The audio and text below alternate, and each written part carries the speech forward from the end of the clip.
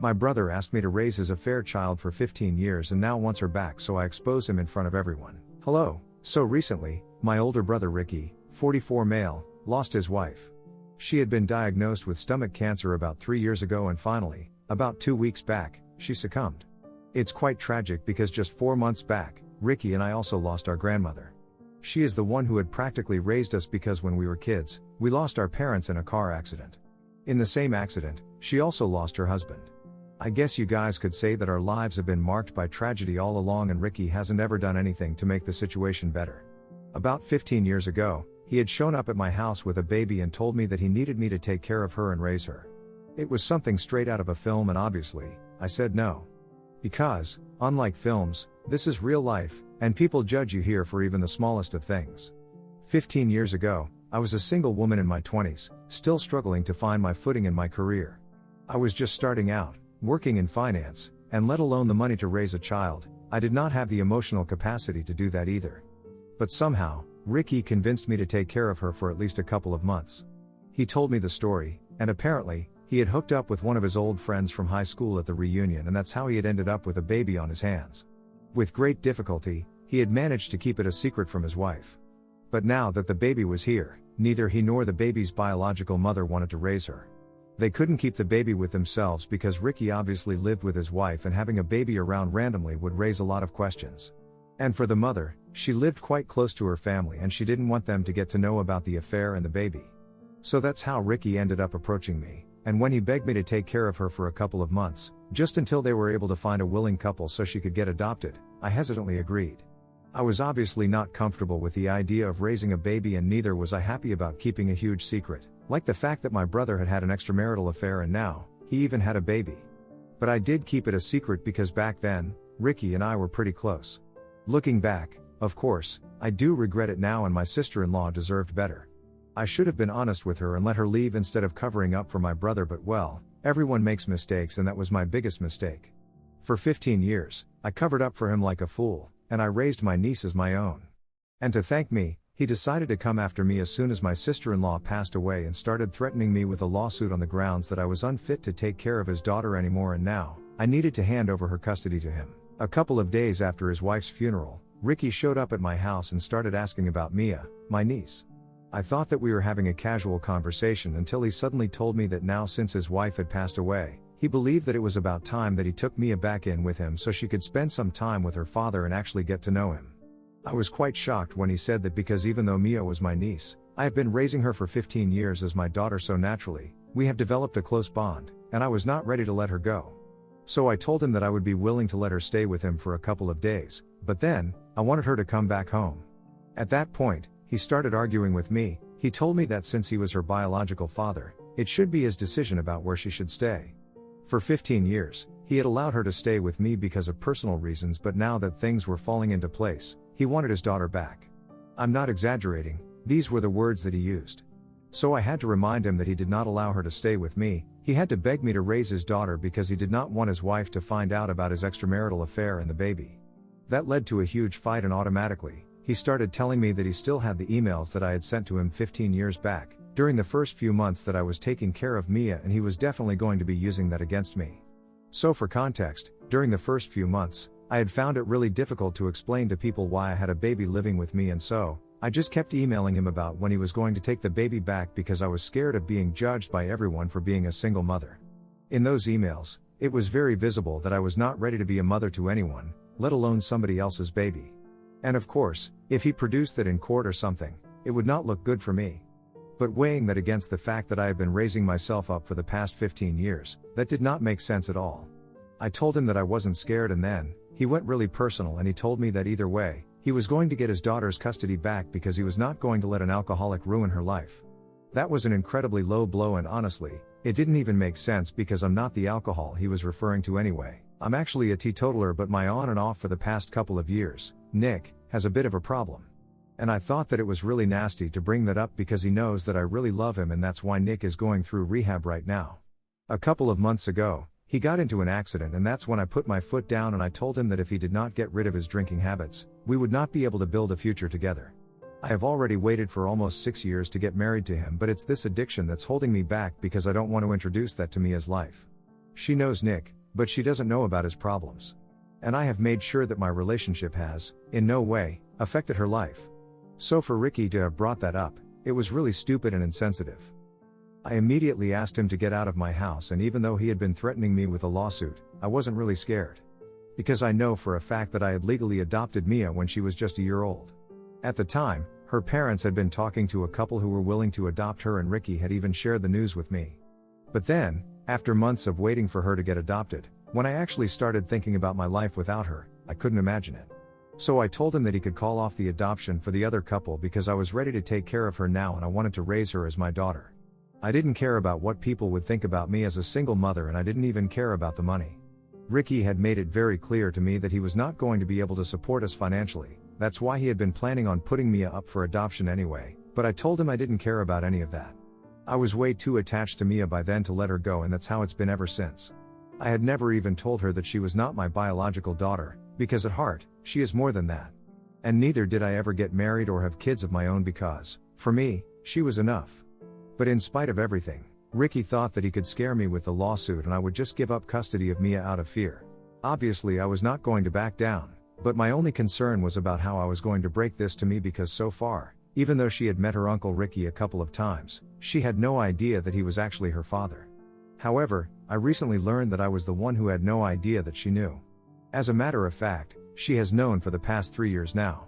Because apparently, a couple of months after his wife was diagnosed, Ricky decided to visit our grandmother and started telling her about how he was planning on trying to get custody of Mia after his wife passed away. His wife had a lot of struggles with fertility, so eventually, they decided not to have any children of their own. But he claimed that he had always felt very empty without a child, and now, seeing how he was going to lose his wife as well, he needed somebody, and he actually thought that demanding that I return his daughter to him was a valid proposition that I would accept. Anyway, obviously my grandma had been quite against that idea, and she had voiced her opinions against it in him. She had told him that he was crazy if he thought that was going to work out in his favor, and they had a huge fight, but later on, he apologized to her and told her to keep this a secret. So while she did not tell me anything about this interaction, she did speak to Mia about it, and that's how she finally got to know that I was not her mother, and Ricky was her biological father. It was really difficult for her to process that, along with the fact that Ricky had been planning on trying to take back her custody from me after he lost his wife. My grandmother told her not to worry about it or let me know about any of this, but just be on the safe side. She wanted Mia to know the truth so she wouldn't be taken by surprise if this actually ended up happening. I don't know why she didn't want me to know about it, and I don't think I'll ever be able to find out anymore, but whatever. My grandma actually handed some documents to Mia and told her that in case Ricky actually went through with what he had said, these documents would help us out. She had forbidden Mia from checking out what those documents contained, and she was quite obedient, so she didn't ever try to see what was in it either. In fact, she had forgotten about it until recently. She told me about it when I started talking to her about what Ricky was planning to do, and she told me that she had already been prepared for a scenario like this by my grandma. Then, she brought out those documents from under her bed, and we went through them together. And let me just tell you guys, we have this in the bag. We don't need to be worried about any sort of lawsuit anymore because all those documents contain proof of his anger problem. Calling them documents would actually be wrong. They are basically just screenshots of messages, emails, and stuff like that from so many people that I've actually lost count now. Most of them are from his wife, but from those papers, I could also tell that she had reached out to a couple of his friends and coworkers, and even they said that he did deal with severe anger issues. They had talked about a couple of incidents as well, that had taken place at work, at parties, and most of them have been triggered by really petty and minor stuff. But they had been escalated into full-blown fights or even physical brawls by him for no apparent reason. It was crazy to find out about all of this because whenever we would meet him, Ricky seemed pretty normal, and even his wife did not seem to be somebody who was suffering because of his anger issues or whatever. But in the messages and emails that she had sent to my grandma, it was very evident that she was suffering, and even though those messages were from 3 years back, I could tell that it had been going on for a really long time. And that's why, finally, she had decided to reach out to my grandma and talk to somebody about it because she probably just couldn't do it alone anymore. Even then, I couldn't figure out exactly why she had all these papers and proof against her, because she couldn't possibly have known that he would someday start planning on trying to take Mia back. I couldn't ask the only people who would know about it, since both of them were gone now. So I decided to take a shot in the dark and called up my grandma's lawyer and the executor of her will. Luckily, he knew what this was about, and apparently, he even had a copy of all the documents. Apparently, around 5 years back, my sister-in-law had been planning on leaving Ricky because for years, He had been treating her terribly, and we are not sure just how far that went, but what we do know is that she had enough at one point, and that's why she had approached my grandma and told her everything. As a woman, she wanted her help in getting a divorce from her grandson. My sister-in-law's own parents had refused to help her and told her that she would have to deal with this one on her own. And since she had been a housewife, she didn't really have any money for a lawyer, which is why she had approached my grandma. My grandma, being the person she is, she decided to help my sister-in-law out because it was clear that she was going through a lot. So she spoke to a bunch of people, and found out about how Ricky behaved with others, and it was established that he had an anger problem at the time. She had tried very hard to make sure that nobody blabbed about it to Ricky, but someone must have ratted them out. After he found out, he started begging his wife and my grandma not to go through with this and promised them that he would do whatever it took to fix his problems, but he just didn't want his wife to leave her. After a couple of weeks of discussion, they decided that my sister-in-law wouldn't leave him, but only if he sought professional help. I'm guessing that he did because she didn't end up leaving him, and my grandma's lawyer told me that they never ended up actually filing for divorce. It was shocking that I didn't know so much about my own family, and I felt kind of betrayed, but her lawyer reassured me that it was for my own good because my grandma apparently believed that I was way too sensitive when it came to things like this, and she didn't want me to get worried for everyone. I don't know if it was the right thing to do or not, but it's done, so I'm not gonna think about that. Anyway, knowing all of this, I decided to send Ricky an email about everything that I knew, and I told him that if he wanted to take me to court, he was free to do so, but then, even I would make sure that everyone knew that he was the one who had anger problems. At least I'm not the one who was an alcoholic, it was my partner, and he was in rehab right now. I also told him that I would not just take this to court, I would also publicize it to everybody and make sure that literally every person that he knew found out how he had given up his own daughter after having an affair, and now, he wants her back because he feels his life is empty. A couple of hours after I sent that email, he started flooding me with apologies and told me that he had no idea that I had all of this. He had assumed that after the whole fiasco with his wife had led nowhere in the past, they probably would have gotten rid of the proof as well, but he didn't count on our grandma to have kept it all safe with her so she could use it against him if the need arose again. He started telling me that his reputation would be ruined and he took everything back, that I could keep Mia, but he just wanted to be involved in her life more. I gave him the perfect opportunity to do that and told him that so far, I have been supporting Mia financially without any complaints because I had signed up for it. But in a couple of years, she would be headed out for college, and then, I wanted him to bear the expenses. Now, we have been arguing about it back and forth for the past couple of days because he says that I'm asking for too much. Obviously, sending a kid to college is an expensive thing, and even though it's happening in 3 years, he is still not sure about it. I don't understand what he's confused about or what's holding him back because he is the one who suggested being more involved in Mia's life, and that's what I'm giving him a chance to do. I don't intend on backing down, and I made it very clear to him that if he doesn't pay for her college expenses, I'm gonna tell everybody what has been going on. I don't even care about his reputation or anything anymore. I don't even care about the family's reputation because I've been betrayed by pretty much everyone I know at this point. Mia deserves a great future, and until now, we had been planning on taking out a student loan for her. She's a good student, but I'm not sure if she's gonna get a scholarship or not, and she plans on going to college out of state for the experience. It's all going to be really expensive, and I do have some money saved up, but now that I have Ricky in a corner, I want him to bear the expenses. However, he thinks that I'm being way too harsh on him, which seems ironic because for the past couple of weeks, he was the one who had been completely heartless with me, and no amount of reasoning, or fighting with him, had led to a conclusion. So now, I'm behaving exactly the way he was behaving with me when he had me in a corner. Even though I was well aware of the fact that even if this situation did go to court, Mia would obviously say that she wanted to stay with me, and that would count for something. Besides, I've already had custody of her ever since she was 1 year old. And the emails from the past and the whole thing with my boyfriend didn't really count for much. I was still really scared because lawyers cost a lot and I really didn't want to go to court. So I had still been trying to find an amicable solution for all of us, but now I don't care. He's not happy about it at all, and lately, he's been referring to this as blackmail, even though I really don't think that's what it is. I look at it as more of a tit-for-tat situation because he'd been doing the exact same thing to me a couple of weeks back. Either I give up my custody of Mia and let her stay with her father, or he takes this to court and wastes my time and money. Which is another weird thing, he has the money to take me to court, but not to pay for Mia's college expenses. Anyway, Ida for telling my brother that he needs to bear the expenses for his daughter to go to college, or I will tell everyone all about his well-protected secrets. Update 1. Hey, so I guess I forgot to talk about a lot of things in my first post. I'll mention it here since a lot of you are curious about how Mia is doing right now. Honestly, when I had told her that I am not her biological mother and that Ricky, her uncle, is actually her biological father, and he had given her up to me when he had had an affair and did not want his wife to find out, and I had been covering up for him for all these years. But now, he wants to take her back in. I expected her to be surprised. But she wasn't, and then I realized that she had known all along because of my grandmother. I didn't know what to make of it, if I should be thankful to my grandmother or not, but honestly, I don't want to think about it either. I have had good memories of her, and now that she's gone, I don't want to ruin it. She has always done her best to protect me and my brother and raise us to the best of her abilities, so even if I don't fully approve of whatever she chose to do in the past, I can't exactly fix it.